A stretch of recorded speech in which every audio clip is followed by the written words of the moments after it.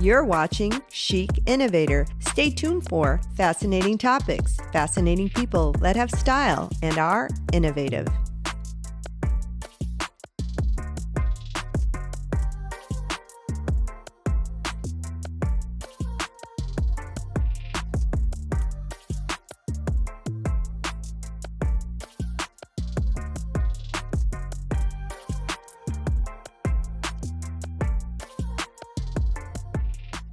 Hi everybody, Arabel here with Chic Innovator. How's everyone doing?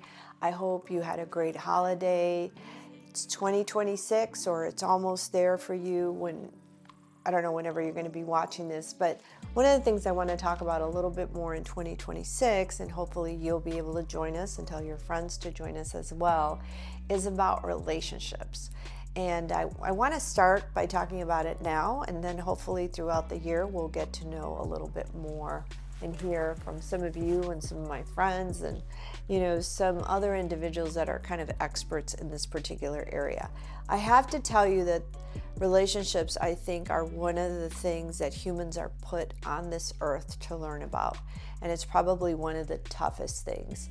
I have so many people that I know, friends or colleagues, that, you know, have a hard time with relationships.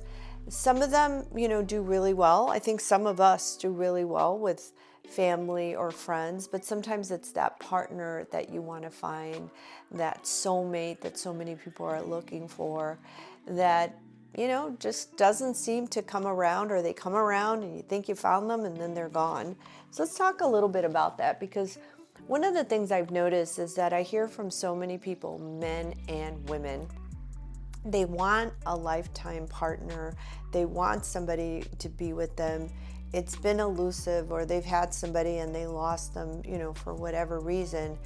And then now they find somebody, you know, and many people have like this checklist, and I highly recommend a checklist. I think there's nothing wrong with that. I think a checklist is good for whatever you're using, but I think you can't be completely bound by that. I think you have to be a little bit open to what God or the universe will bring to you.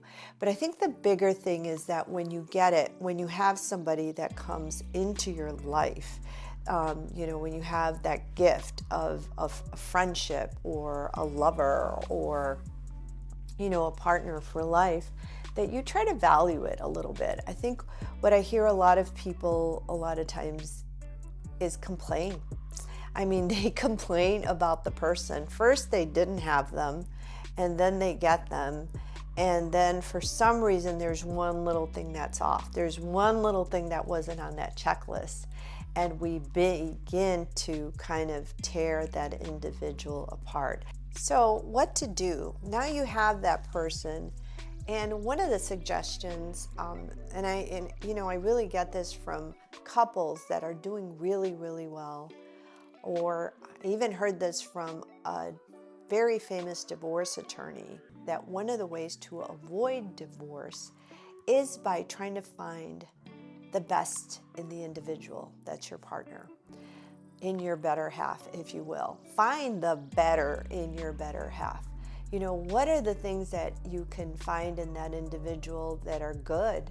I think a lot of times before you have them, or at the beginning of the relationship, you see everything bright and shiny, and then once you get into it, you start, again, tearing it apart.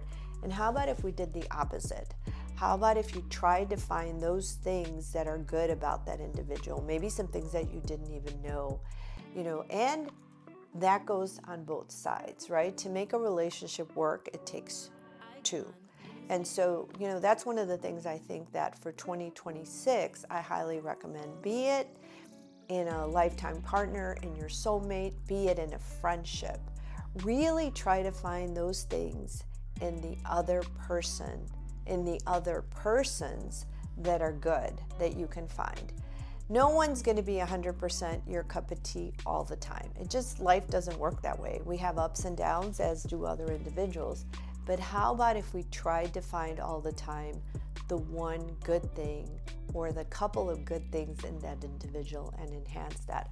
I have a good friend who's been married for a long time, and it was wonderful to hear one day when she said, I pray every day that God helps me to love my husband more, to find how to love him more, and to find things to love more about him. How about that? How about that being one of the things that we try in 2026? How about our family?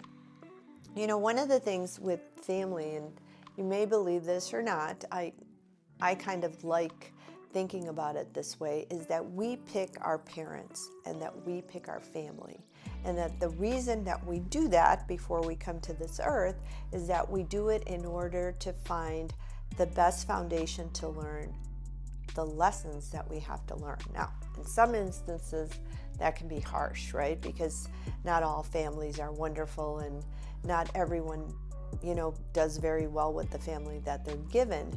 But if we do look at things that way, then we do take responsibilities for the lessons that we do learn from our families. And trust me, I know that there's a lot of them. Not everybody's family is easy, just like life isn't easy. And again, some people have had it really tough. But what lessons have we learned, from those relationships? And if we are the ones that, end up deciding who our mom is going to be, who our dad is going to be, then we're the ones that take responsibility for what comes out of that relationship. Again, some people have it very tough. There are some families that are abusive, and there are some situations that are, but I think if we take that responsibility and try to make the best out of it and try to figure out how in the long run, we can still love our families and try to still give back to them. In some instances, we can't be close to them, but we can still love them. So in 2026, try to find that, with regards to relationships. One of the main things I think when we're looking at relationships and what binds us, what aligns us, is to look at what the values of that other individual or individuals that we're trying to have a relationship are. And if we can align with those, I think that's a great way to find what relationships will be good for us. What values do they have? Are they similar to ours? Are they the same? What purposes do they have in their life? Do those align with our purpose? I think in 2026, if we look at relationships in that way, and those relationships that align with our values, with our purpose, if we give more to them, more time, more energy, I think that will be helpful and will help us flourish in a big way. I think that's extremely important. Also, relationship with your community. I am really looking at that in a bigger way for 2026. I highly recommend that all of you do that. How do you give back to your community?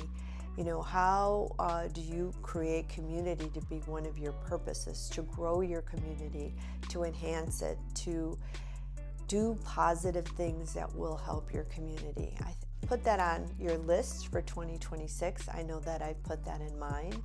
And, try to help in many ways, be it with organizations, through your church, through educational system, through your children's school, or through other non-for-profits, for example.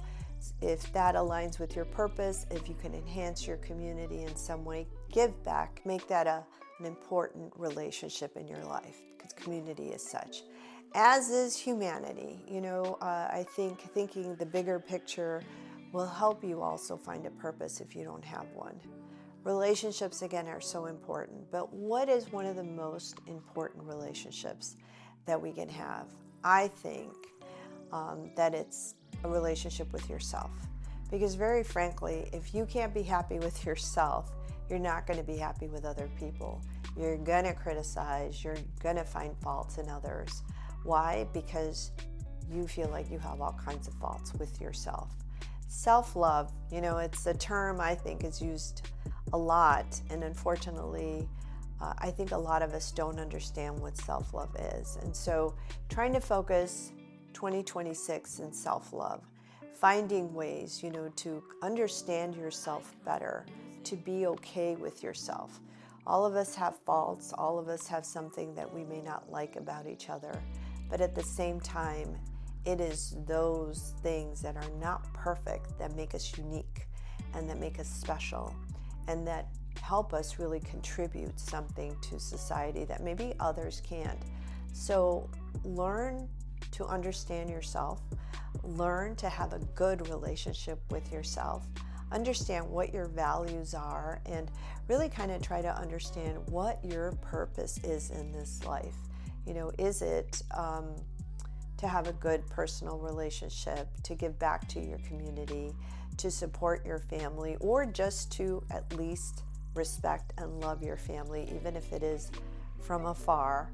Whatever that is, you know, understand yourself a little bit better, forgive yourself a little more, and have a great relationship with yourself so that you can have a great relationship with others in 2026. We'll be talking a lot more about relationships in 2026. I want to thank you for your support in 2025. I hope you had some great holidays. I hope you're ready for an incredible year, because yes, 2026 is going to be fantastic for all of us. I'm here for you. I'm hoping that, you know, we've been able to give you some thought-provoking interviews, some thought-provoking concepts. Thinking out of the box, I think, is really great because it helps us grow. And so see you this year. It's here right in front of us. I'm excited about it, and I am very excited to have a deeper relationship with you.